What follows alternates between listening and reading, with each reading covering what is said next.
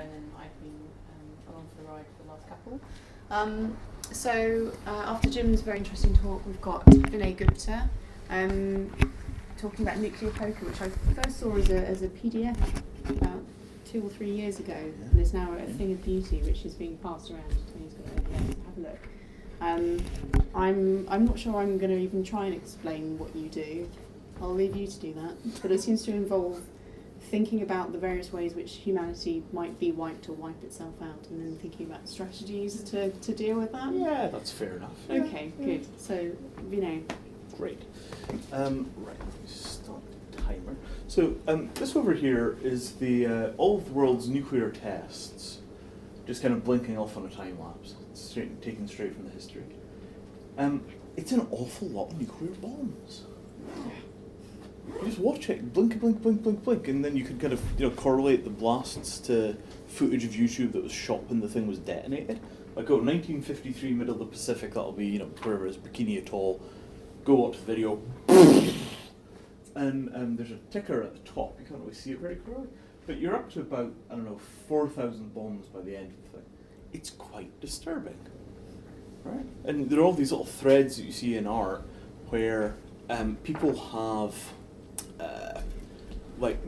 because the isotopes that come out of these tests are completely unnatural relative to anything that was here already, you could do things like spot forgeries by the isotope levels in the paints. So anything that's done after the beginning of the nuclear age has trace contaminants for all these things.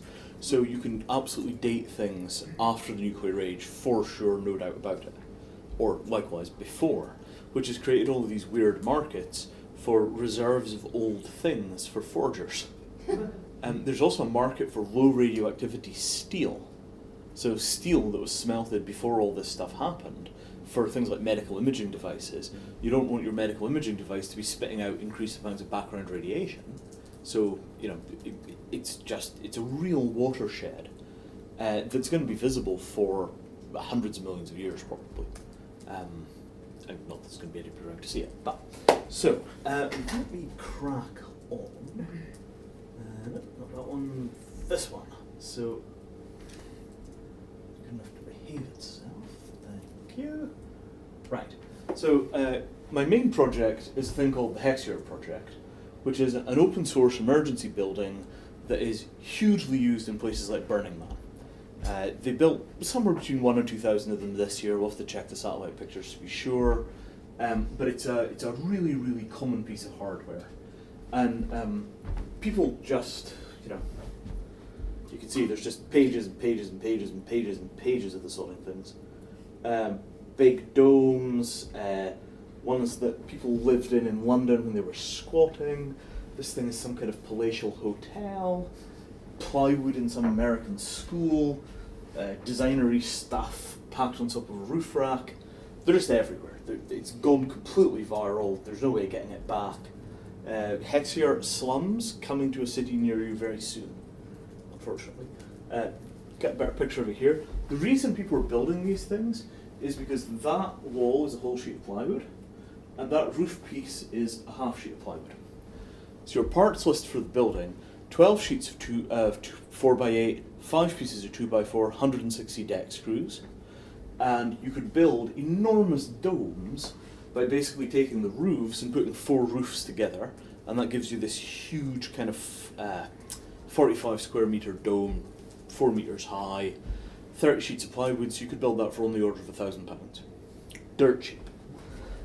And one of the things that I worked on using these was nuclear evacuation for America.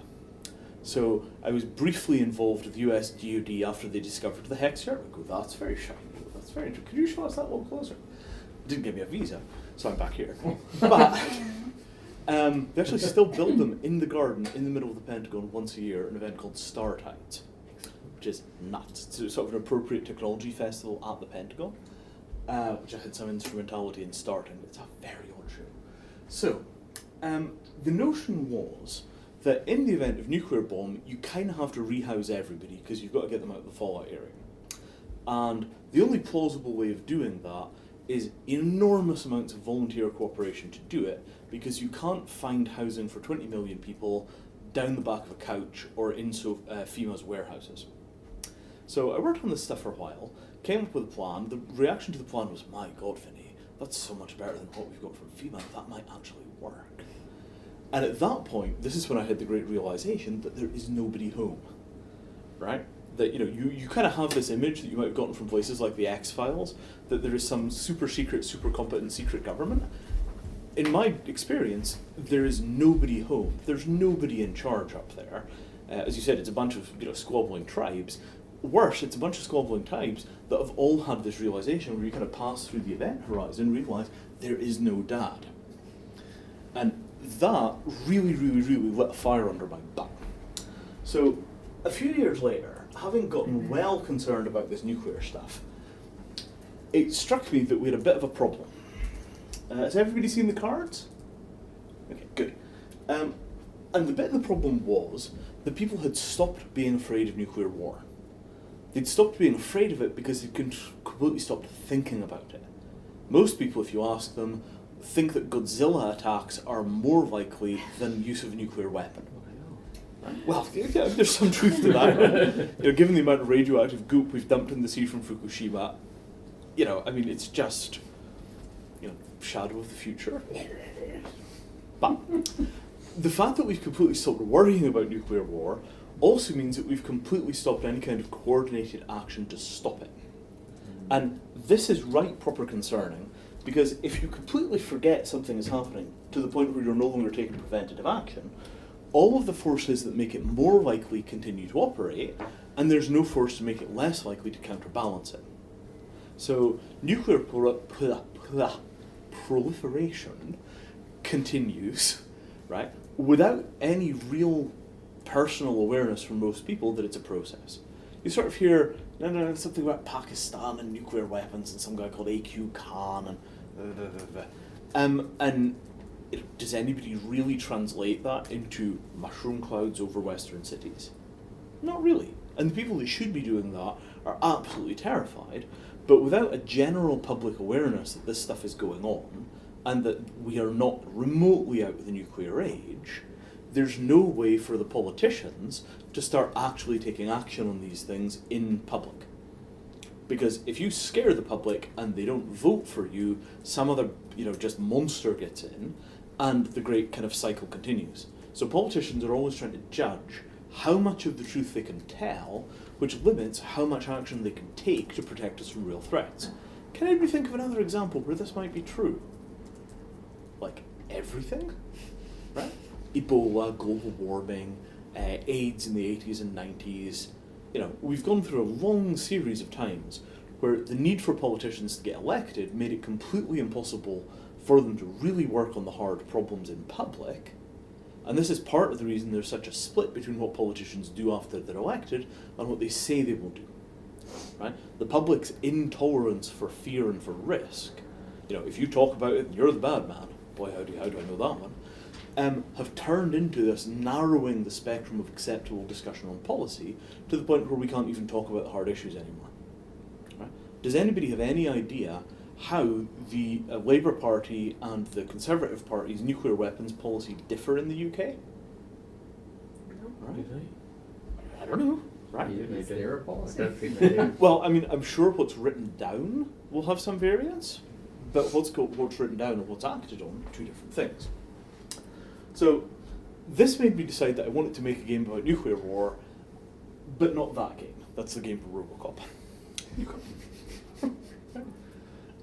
But there's something deeply morally sketchy about making a fun game about nuclear war. Right? If you make a boring game, people won't play it. If you make a fun game, it's like, yay, I nuked you! Right? And I'm well aware of that, and there's no way around it. If you make a boring game, people won't play it. If you make a scary game, people won't play it. If you make a fun game, they'll play it for a few hours, and at that point, things really get going. This is the basic emotional register of nuclear poker, right? It is a game about nuclear war. It's got 10-minute rounds, so it's really, really quick to play, right? It's intended for iteration, right? The idea is you're going to sit down with your mates and play for an hour and a half, and in that hour and a half, you're going to play 6, 7, 8 rounds. The reason it's designed for iteration is because of game theory, iterated prisoner's dilemma.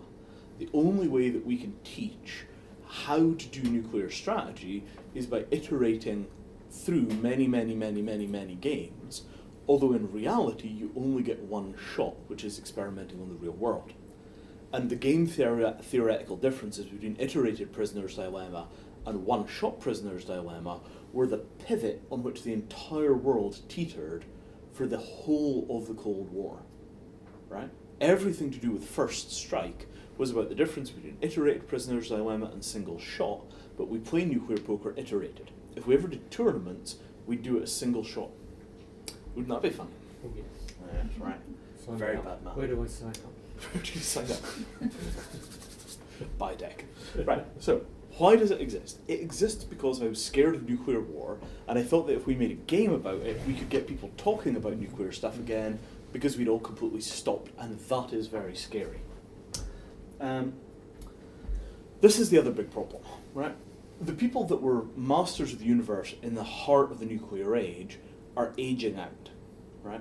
The people that were actually running the show during the Cold War, that had command responsibility, even at a very junior level for this stuff, are all retired. And what that means is that nobody involved in the nuclear hierarchy in the US or the UK remembers diddly squat about what it was like when this stuff was real news. It's like having a hospital where nobody's performed a surgery in a generation. Well, we just kind of open the patient up with a scalpel, and you've got to keep this gas in between these two levels. Okay, this should be fine, gentlemen. Right?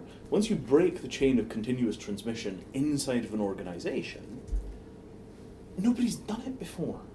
Right? There are some ferociously terrifying stories about the US nuclear arsenal and the quality of the management of the bombs that they've got in the silos. Things that I just, I can't repeat, they're so bad. But, the kind of reporting on them that's going through sort of Congress and the Senate is basically that we've, completely lost our fear of these things. Nobody has any idea what the box that goes boom is. They're just lugging them around like they're ordinary bombs. Very bad. Second thing, right? Already talked about this. We have forgotten that we still live under MAD, right? All that kind of little round of fisticuffs with the Ukraine that's going on right now, that is a big deal because it's a direct point of confrontation between two nuclear superpowers, right? US proxy forces, Russian proxy forces, duking it out in a place that, has anybody ever been to the Ukraine? Right? My ex-wife's very distant ancestors came from there, other than that, no idea, right? Took a little sightseeing trip to Belarus a little while ago, which is pretty close to the Ukraine. They all think the Ukrainians are crazy. So, in that kind of context, right, if this was height of the Cold War, 1985, America and Russia are having a face-off in the Ukraine, well, firstly, it would be on Soviet territory. Secondly, it would be an excuse for unbelievable levels of fear and paranoia. Right? The media would be round the clock showing you Hiroshima and Nagasaki pictures. Everybody would be banging the drum. Now, not even a whisper. Why? Because we have the polite social fiction that the bomb is gone. Is it hell? Right? It underlies all of the superpower politics. Israel, 200 nukes, just all the way through this space, it's the underlying secret truth. How's not going away? Pop quiz. How many warheads? Anybody want to take a shot? How many? About 3,000? 5,000? 3,000? Any other bets? Right. I reckon it's about 4,000, but I don't actually know from memory. Right? It's almost impossible to remember because it's such a frightening number, your mind edits it out. What about China? 10,000? 10,000? More or less? Anybody want to make a guess? I'm guessing it's about 1,000, maybe 2,000, but note that none of us in the room know this. Isn't that scary? I deliberately didn't look it up. How ignorant have we let ourselves become about this? UK. American or British? Now that's an excellent question. So let's ask British first. How many nuclear weapons does the British government control? It's about warheads or launchers? Oh, let's go for warheads. I think it's something like about 128. 128? Something like that. I thought it was about 60. I thought it was about 64. Isn't No, it? it's reserved. Are they merged? It's Oh, reserved. plus the And reserves. they're merged. Yeah. Okay, got it. Right. So, on the order of a couple of hundred. I think they've got 64 missiles. Yeah. Is it 16 Yeah. a boat? Yeah. Right? Sitting on Trident. Oh. American, 110. 110 American nukes on UK Yeah, soil. they're air launched, air dropped. Airdropped. So, Yeah, that proper old school. come out of a big Yeah. plane kind Yeah. of thing. Yeah, right? yeah. Did anybody know that? No. Right. In any case, it's enough that the difference in the numbers Exactly. don't matter. Yes. Not much, no, Yes, exactly. absolutely. Right. CND. Does anybody know what this acronym stands for? Campaign for nuclear disarmament. Right. Does anybody know why it was a joke? Right? It didn't work. See, it was parodied throughout the media as being basically 300 women, 70% lesbian, 95% vegetarian, and about 60 dogs on strings, That's why I joined. right? Camped out, right? Camped out on Greenham Common. Actually, it was the only realistic political actor in the UK throughout the Cold War. Even if they were nuts, they were the only people that were nuts about the right things. Very scary.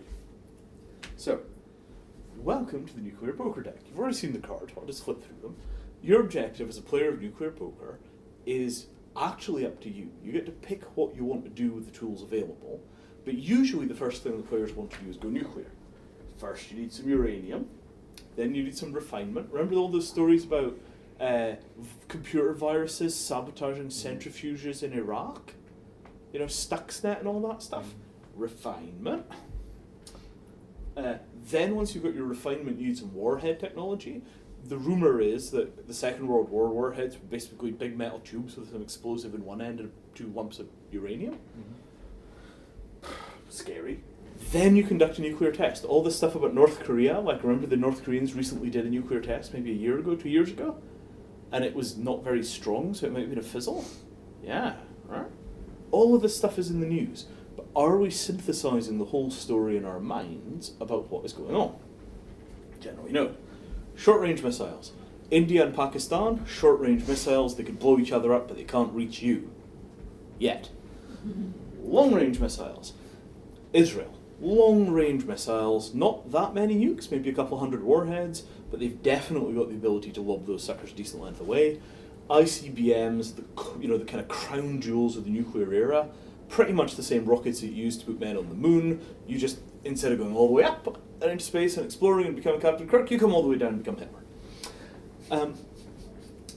Second strike. UK specialises in second strike. Our whole nuclear arsenal is second strike. Submarines that swim under the sea and hide, and in the event that the UK is nuked, the captain has a letter from the Prime Minister that tells him whether or not to kill whoever did it. Right? And every Prime Minister writes a letter sealed in a safe behind 64 layers of security with all that stuff with multiple keys, and you kind of this thing you have to give a funny handshake to prove you're a Mason and all the rest of that. But once you actually get through, all you get is a letter from the Prime Minister telling you what to do now that everybody's dead. And this is what we've got. All that stuff about Scottish independence, Trident and all the rest of that, that is what this is about. Right? It's our ability to kill people after we're all dead. Amazing. Right? Superpower.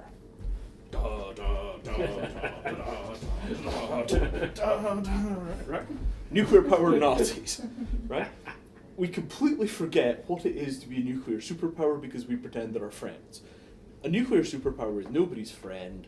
It's somebody's dad that's gone psychotic with a shotgun and is threatening to kill all of the children in the event of a divorce. Right? It's a completely psychotic thing. America is currently the reigning nuclear superpower. There are at least 2 more, kinda sorta. The Russians for sure, the Chinese maybe, the Israelis maybe. I was going to talk about the biotech cards or bonus cards, but that's just too scary. Every time we play with biotech, everybody dies.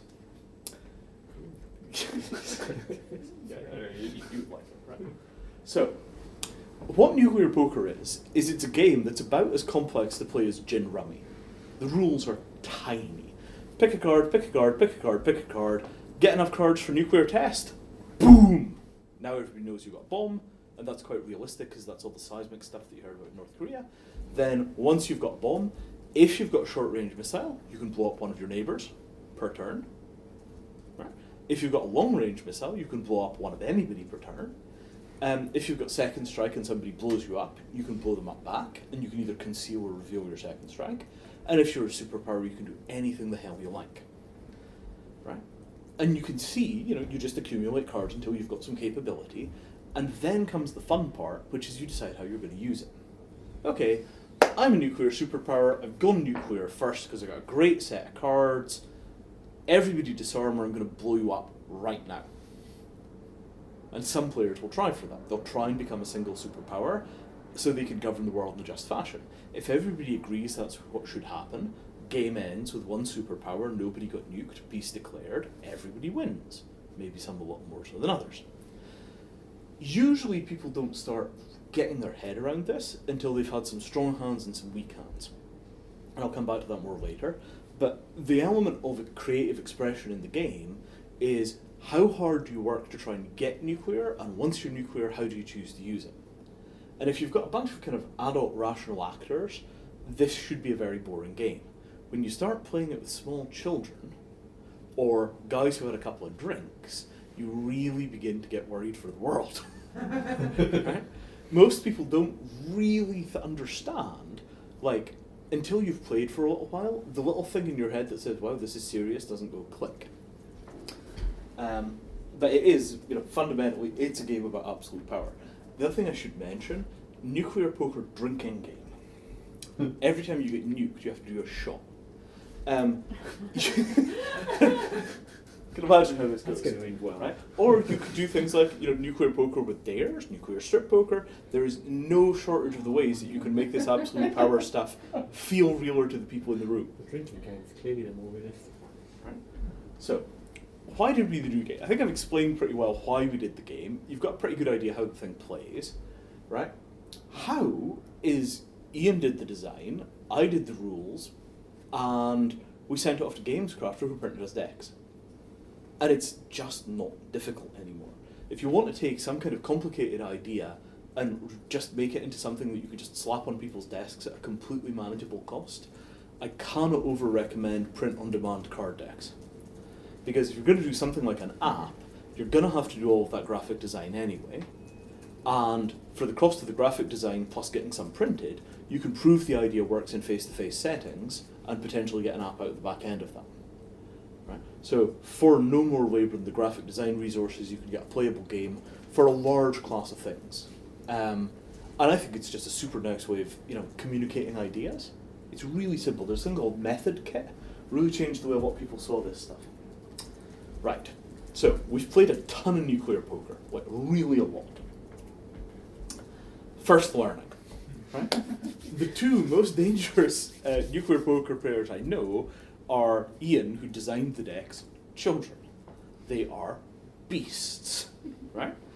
What more can you really say, right? I watched a bunch of kids play nuclear poker, discovering mutually assured destruction. Well, we've got second strikes. If I nuke you, you nuke me, and if I nuke you, you nuke him. Oh, there's nothing we can do. What do we do now? Vinay, what do we do now? You've discovered the way the world works, children. Have your red lightsaber. Because, this is the world that these kids are actually living in. Mutually assured destruction is how the world runs. How old do you have to be in this society before it really hits you that mutually assured destruction is actually what's going on? I think you could make it all the way up until maybe your mid-30s. Right? When was the last time anybody really thought about this, balance of power that was negotiated between the US and the Russians, USSR, with nukes, really before we were born for the most part?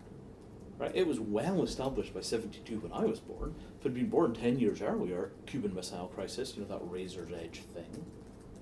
Right? We've completely forgotten how the world actually runs. Terrifying. And the whole thing about small children trading uranium, waving cards. I got some uranium! I want some uranium! I need a short-range rocket! Ah!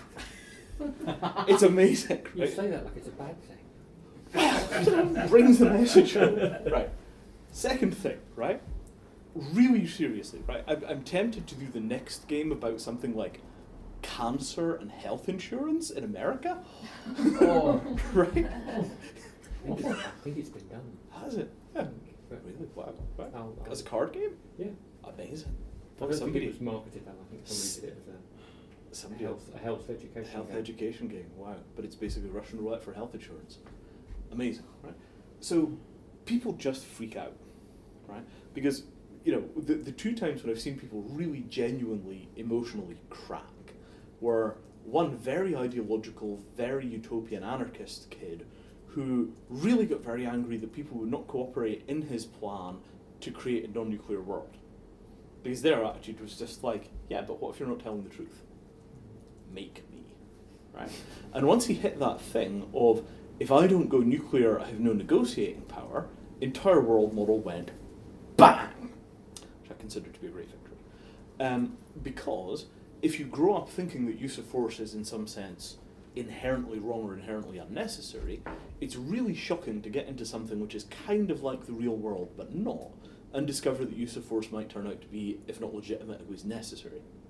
And this is really core axiomatic stuff. We kind of like to think that we're nice people, but we're nice people who are protected by these awful tubes of death swimming around in the ocean under the nuclear reactors. Right? Yeah, I know, it's really bad, isn't it? It's terrible, right? Second one I saw was somebody who discovered an intelligent, this is the best game we've ever played in nuclear poker, an intelligent pacifist strategy, which was to discard every card that he got. So he had nothing in his hand, was no threat to anybody, and was diminishing the global stockpiles of uranium, missile technology, and everything else, right? So towards the end of that game, they wind up with a multiplayer, mutually assured destruction -1 component standoff. The world winds up with no short-range rocket technology, and everybody's got everything they need except short-range rockets, and there are two superpowers that are attempting to manage a world where everybody is nuclear apart from short-range rockets. And I have some short-range rockets. And I attempt to trade them into a proper multilateral stable peace, and the resulting nuclear exchange kills both of the superpowers and me, leaving the world in a configuration we'd never seen before, which is they had no cards left to go nuclear with, and they had an enforced peace because they had no rocket technology. So imagine a world in which after a nuclear exchange you don't have enough of the necessary components to make missiles, and therefore you get a de facto peace, but you can never go to the stars. And that hit me like a hammer. Ooh. Proper, like, we discovered a new equilibrium point. I'd never seen that written up. But in the process, people get enormously emotionally invested because they realise that the game is a microcosm of a very dark macrocosm. Right? And it hits people right in the values. Right? Quite a scary thing. Right? Quite a scary thing. But how are we ever going to get a political discussion going loud enough to re-examine this threat? If we are not consciously worrying about these things with our friends and our neighbours, if we're not worrying about them on the internet, if we all pretend that this stuff has gone away, I guarantee you that if there's a future flare-up of this stuff, and all of the last 10 or 15 years of war have been about that future flare-up, right? In that event, right, I guarantee you the politicians will have no public mandate to do anything intelligent. And the whole thing will be done behind closed doors because the public is not ready.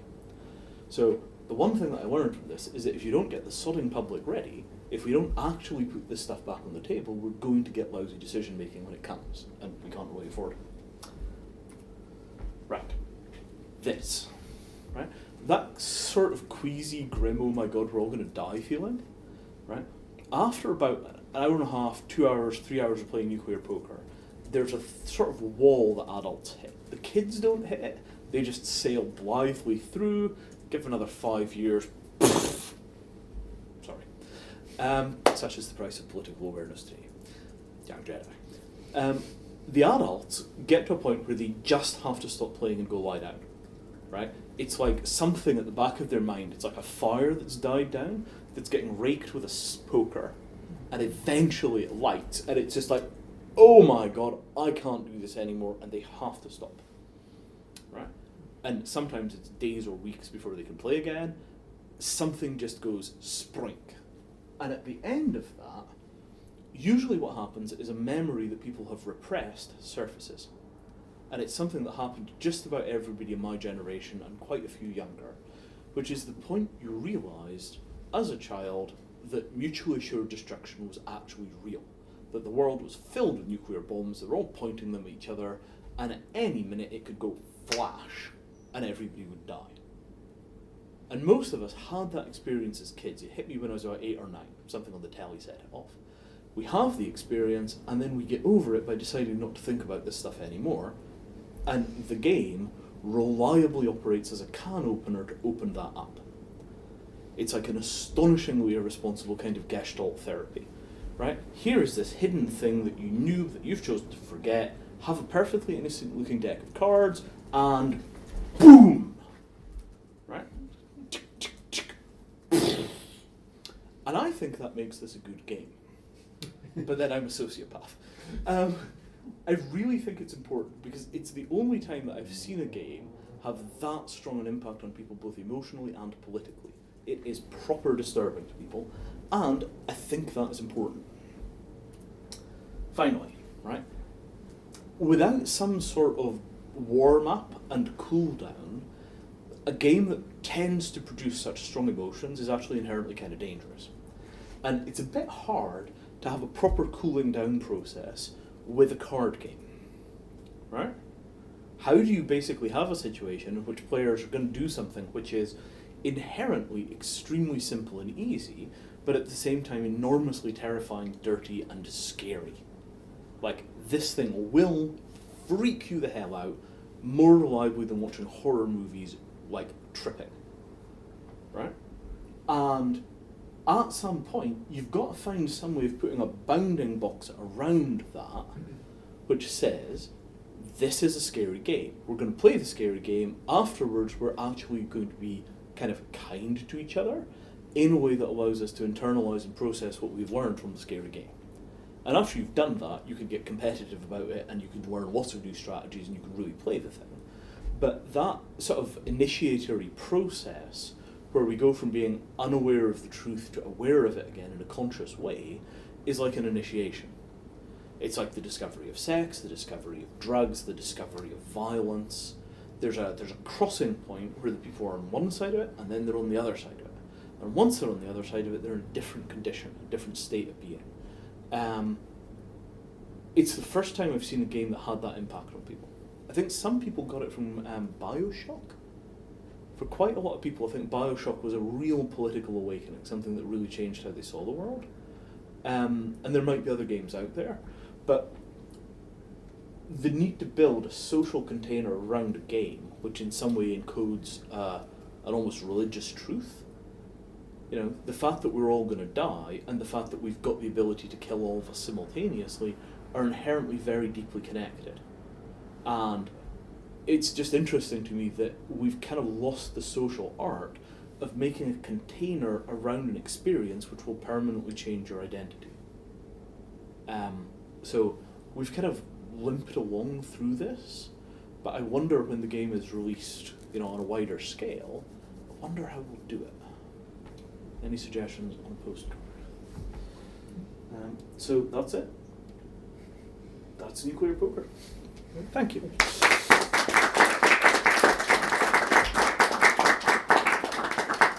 Any questions, or does everyone need a drink before we get into it? Think about bringing a bottle of whiskey Can I and buy passing it? at this point. Yes, you can.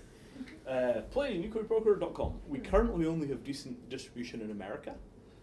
We are probably going to try and figure out some way for Europeans to get hold of decks a lot more easily. I suspect that we're going to take the game down again either after Halloween or before Christmas, and have a little think about what to do with it next. Because it clearly works, but pod is not necessarily the way you want to do this indefinitely. I must say, interested about the container thing. That's you know, how you top and tail. If you're looking at that in-depth experience, or that's coming out of it, you're seeing that developing. It's finding a way of getting drawing that out. It's an interesting challenge. Yeah, I don't know how to do it. I mean, it's an awful lot of punch for a little tin. Oh yes. So you can't, even if you put instructions on the tin about how people manage that shock. You'd have to kind of have some other layer, game layer, so that has a bigger picture. But it's getting people to be reflective.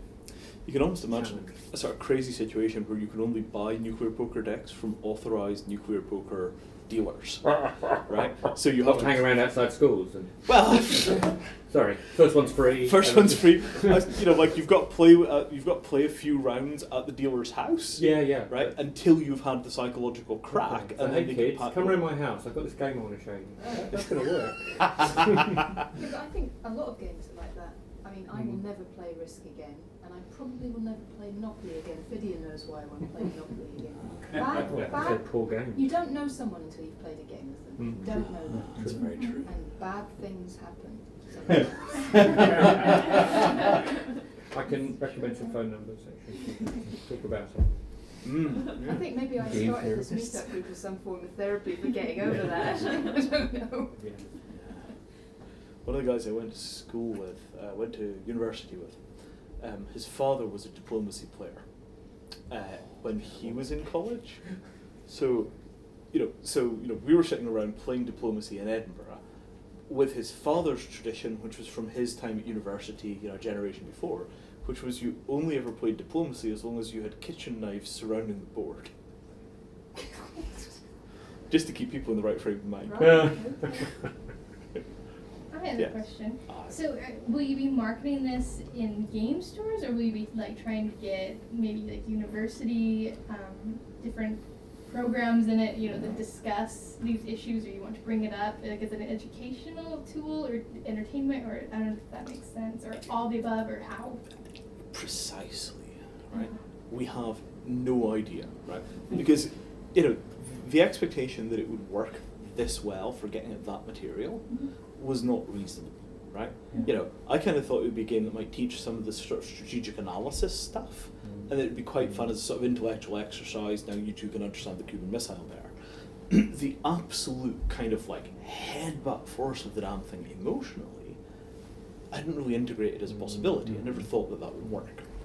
I never thought it would, and I wasn't even designing for it, right? It just appeared. So now there's this question about what do you do with the thing that works that way, right? I think it'd be fantastic, for example, there are still a bunch of anti-nuclear groups out there, right? I think it'd be very interesting if they played it. I think it'd be very interesting if the military played it. You can imagine it's a 1-2 day workshop, right? I mean, even if it was off hours. One of the ways to be subversive is, I might get a copy and have it in my back pocket at some point and just say, hey guys, you got 10 minutes, have a go at this. I want to run it at a convention for a day and blow 200 geeks' minds. And No, exactly. Just Yeah. you pass 200 people through a table easy at a convention. Yeah. That would be that's subversive ways, are probably good ways of getting it out there. Well, I mean, in my mind, right, 10 years out, it becomes what people like, play at sort of NATO events after hours, right?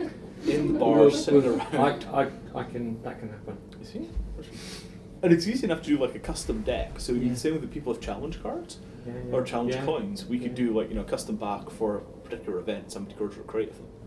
Just hand them out. I mean, I don't know exactly how to do that, but you see the We'll sort talk afterwards. I think I've got an idea forming in my mind. Right.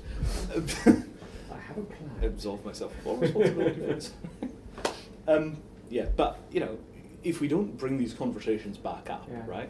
Academic contexts, in technical elite nerd contexts, and all this equipment is maintained by the Nerd Reich. We need to take responsibility for that. Right? Do the engineers have a political responsibility for the weapons they're designing? Of course not. They're just scientists. I was just following the orders. Right? Yep. I worked on flight simulators for the US Air Force.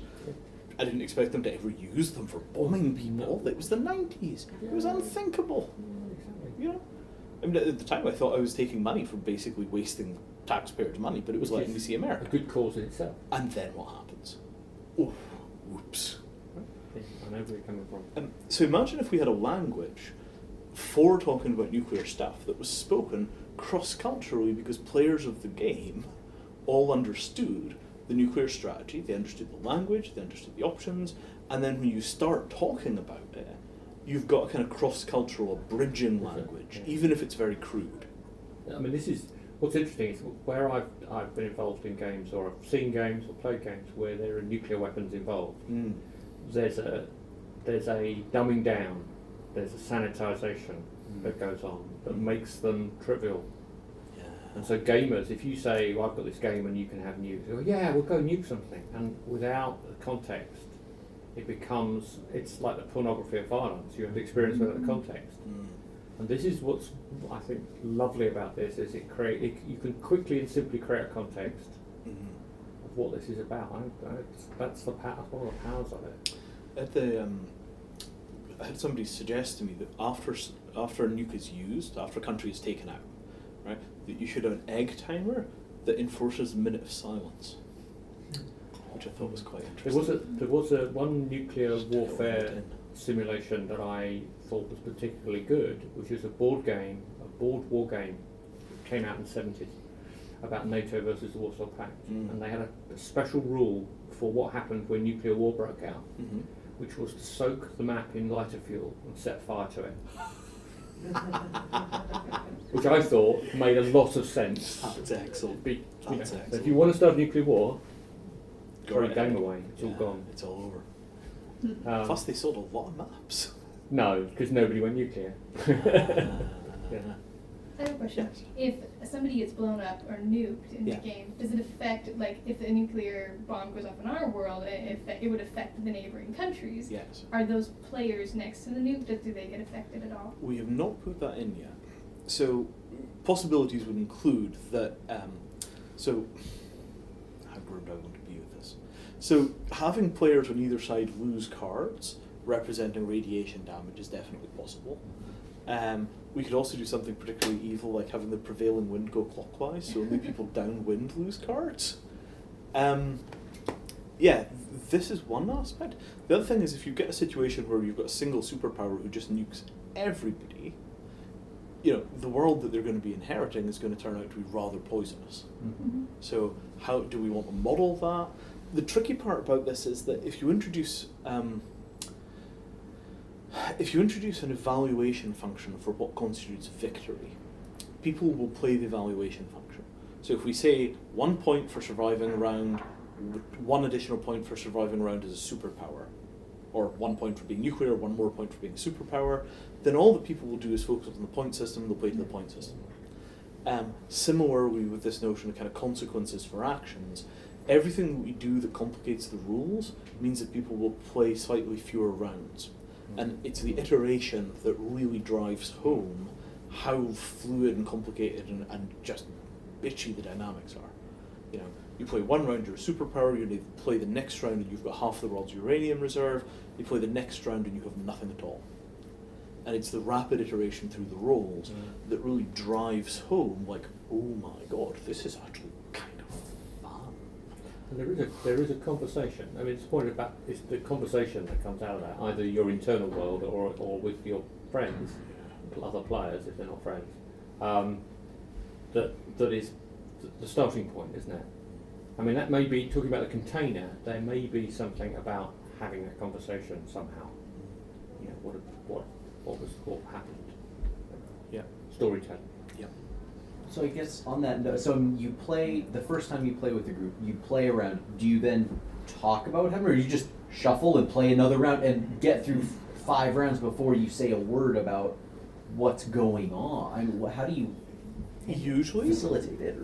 We just play and we play and we play until people crash. It just becomes self-evident without conversation. It just Yeah, I mean, people will say, right, I'm going to nuke you. Well, boom, you're out, and we just go.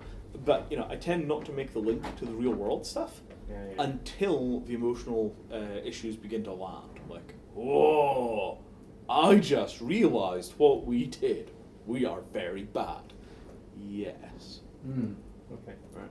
But people. How predictable are people? In terms of what they'll do, or in terms of the fact that they will eventually go sprank? In terms of what they'll do, I guess. In terms of what they do, they tend to be very predictable. So the people that are genuinely freaked out about nuclear weapons and don't want them to be used, usually stick to that. People don't often change their positioning or change their strategy. What occasionally happens is that the doves will become hawks. Okay, I've seen enough of this game to know that the only way to get peace is to be the first superpower. Give me the weapons and I'll stop somebody else using them. There's a trading dynamic where players can support each other a little. And quite often you wind up with these sort of ultra dove will turn into a hawk, and then you'll wind up with the people that are playing the game for power versus the ultra dove, which is actually one of the most interesting fights. Messy, proper messy, very, very good game. Cool. I think we should probably wrap up. We're Splendid. out by past and head down the pub. But Thank you very much. Yeah.